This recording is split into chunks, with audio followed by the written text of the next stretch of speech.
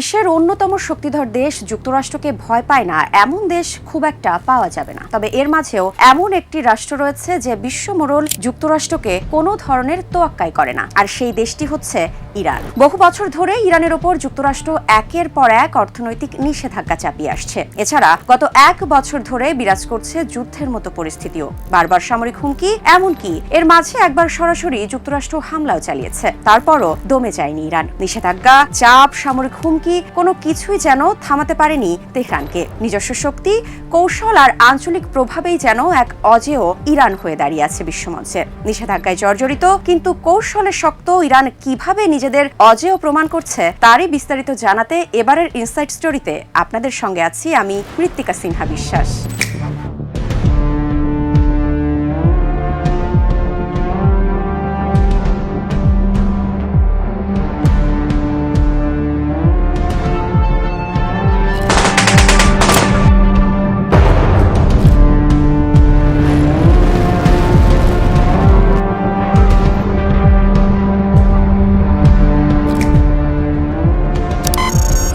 বিশ্ব রাজনীতির দাবার বোর্ডে যেখানে বেশিরভাগ দেশ ওয়াশিংটনের ইশারায় চলতে বাধ্য, সেখানে ইরান যেন এক অদ্ভুত ব্যতিক্রম।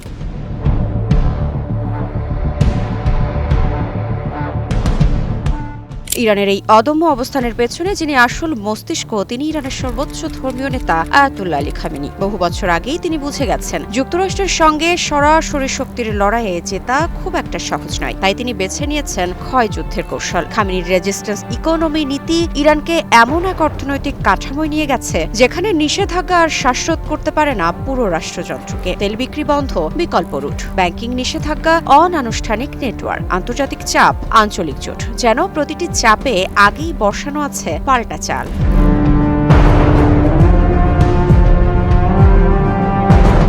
সম্প্রতি মধ্যপ্রাচ্যের আকাশে যখন আবারও যুদ্ধের গন্ধ, হুমকি, পাল্টা হুমকি যখন নিত্যদিনের ঘটনা, তখন ইরান থেকে এসেছে এক কড়া হুঁশিয়ারি। সম্প্রতি যুক্তরাষ্ট্রের ওপর বেজায় চটেছেন ইরানের সর্বোচ্চ ধর্মীয় নেতা আয়াতুল্লাহ আলী খামেনি। যুদ্ধ শুরু হলে এবার আর রেহাই নেই যুক্তরাষ্ট্রের বলে জানিয়েছেন তিনি। তবে প্রশ্ন উঠছে, ট্রাম্পের যুদ্ধজাহাজ পাঠানোর হুমকিতেই কি এই জবাব দিলেন আয়াতুল্লাহ আলী খামেনি, নাকি ইরানের ওপর ট্রাম্পের বারংবার হামলার হুমকির জবাবে এই হুঁশিয়ারি?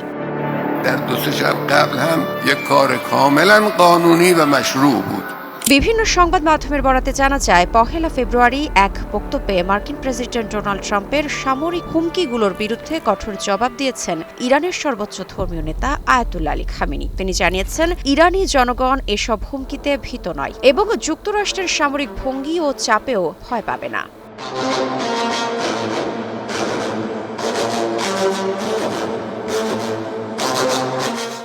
খামেনি আরও জানান, ট্রাম্প ইতোমধ্যে মধ্যপ্রাচ্যে মোতায়েন করেছে ইউএসএস আব্রাহাম লিঙ্কন। তবে এতে ইরান ভয় পাবে না। মার্কিন হুমকিগুলো নতুন কিছু নয় বলে উড়িয়ে দিয়ে তিনি আরও সতর্ক করে বলেন, যদি যুক্তরাষ্ট্র ইরানের বিরুদ্ধে যুদ্ধ শুরু করে তাহলে তা কেবল 2 দেশের মধ্যে সীমাবদ্ধ থাকবে না, এটি একটি বৃহত্তর আঞ্চলিক সংঘাতে রূপ নেবে।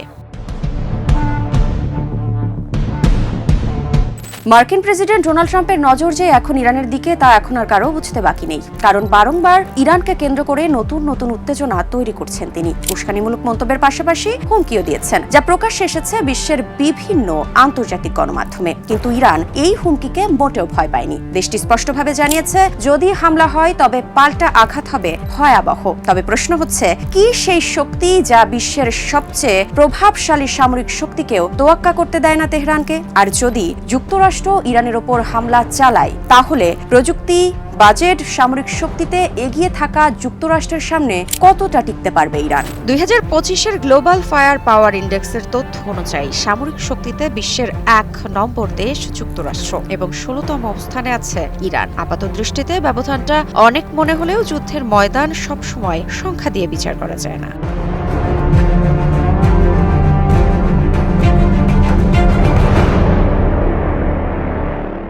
জনশক্তির দিকে তাকালে দেখা যায় যুক্তরাষ্ট্রের সক্রিয় সেনা সদস্য 13 লাখের বেশি। বিপরীতে ইরানের আছে 6,10,000। তবে ইরানের বড় শক্তি তাদের আধা সামরিক বাহিনী, প্রায় 2,20,000 সদস্যের ইসলামিক রেভলিউশনারি গার্ড কর্পস বা IRGC এবং বাশিজ বাহিনী যে কোনো গেরিলা যুদ্ধের জন্য যুক্তরাষ্ট্রের মাথা ব্যথার কারণ হতে পারে, যদিও যুক্তরাষ্ট্রের এমন কোনো উল্লেখযোগ্য আধা সামরিক বাহিনীর কাঠামো নেই।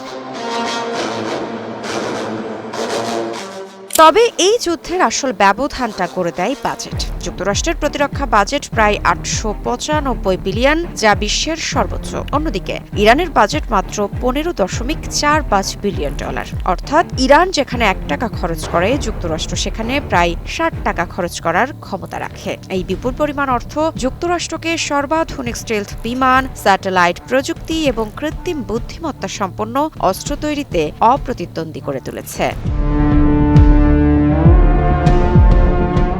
আকাশপথে যুক্তরাষ্ট্র প্রায় ধরাছোঁয়ার বাইরে। তাদের 13,000-এর বেশি সামরিক বিমানের বিপরীতে ইরানের আছে মাত্র 591টি। এদিকে যুক্তরাষ্ট্রের প্রায় 600 এরিয়াল ট্যাঙ্কার যেকোনো দূরপাল্লার মিশনে আকাশপথেই জ্বালানি সরবরাহ করতে পারে।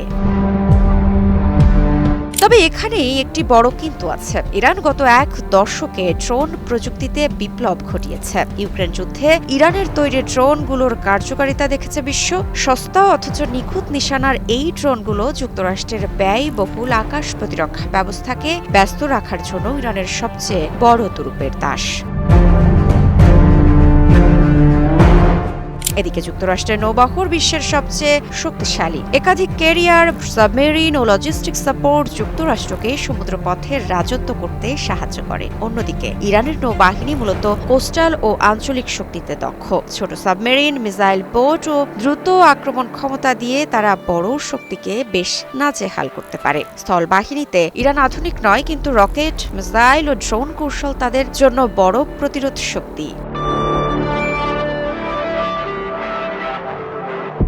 Global fire power 2025 military data অনুযায়ী যুক্তরাষ্ট্রের কাছে রয়েছে 4,640টি কমব্যাট ট্যাঙ্ক। সেই তুলনায় ইরানের ট্যাঙ্কের সংখ্যা 1,713টি। ইউনিট খুব কম নয়, তবে আমেরিকার প্রায় 3 ভাগের 1 ভাগ। তবে সংখ্যা সবকিছুকে নির্ধারণ করে না। ইরান নিজের ট্যাঙ্কগুলোতে ডোমেস্টিক ডিজাইন, আপগ্রেড ও ক্ষেপণাস্ত্র সমর্থন যুক্ত করে আজ কৌশলে ছোট সংখ্যাকে বড় শক্তিতে পরিবর্তন করছে। এটা এমন কৌশল যেখানে সরাসরি সংখ্যা কম থাকলেও প্রতিপক্ষের বড় ট্যাঙ্ক বহরকে ধাক্কা দেবে এমন নির্দিষ্ট অবস্থান ও প্রযুক্তি তৈরি করছে তেহরান, যা খামেনির অজেয় কৌশলের আরও একটি দিক।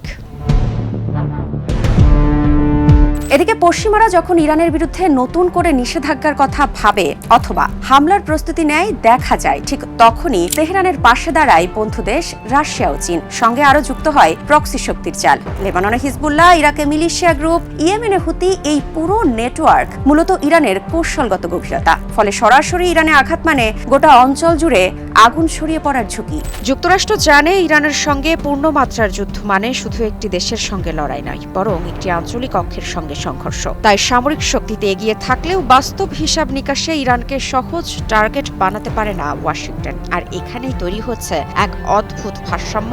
একদিকে সুপার পাওয়ার আমেরিকা, অন্যদিকে নিষেধাজ্ঞায় জর্জরিত কিন্তু কৌশলে শক্ত ইরান।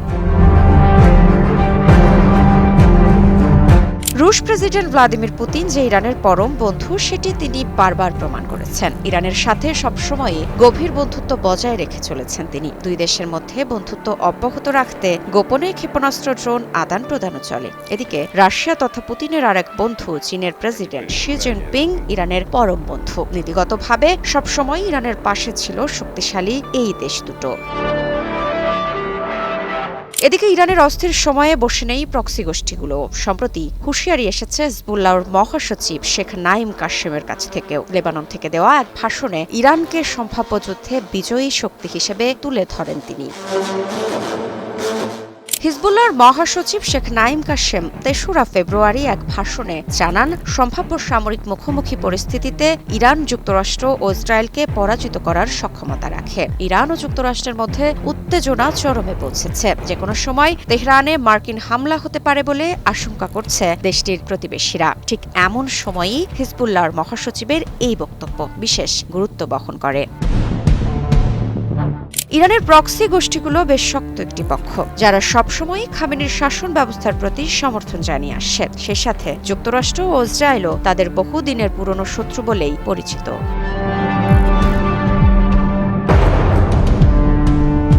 ইতিহাস বলে যে দেশকে সবসময় দমিয়ে রাখার চেষ্টা করা হয় সেই দেশই একসময় হয়ে ওঠে অপ্রতিরোধ্য। যেমনটা হয়েছে ইরানের বেলায়ও। নিষেধাজ্ঞা, যুদ্ধ, হুমকি সবকিছুকে বৃদ্ধাঙ্গুলি দেখাচ্ছে ইরান। রাশিয়া, চীন, প্রক্সি শক্তি সব মিলিয়ে ইরানের পাশে যেন শক্তির মহাসেতু। এই কৌশলই ইরানকে অজেয় বানিয়েছে। এক কথায় ইরানকে আর কেউ থামাতে পারবে না।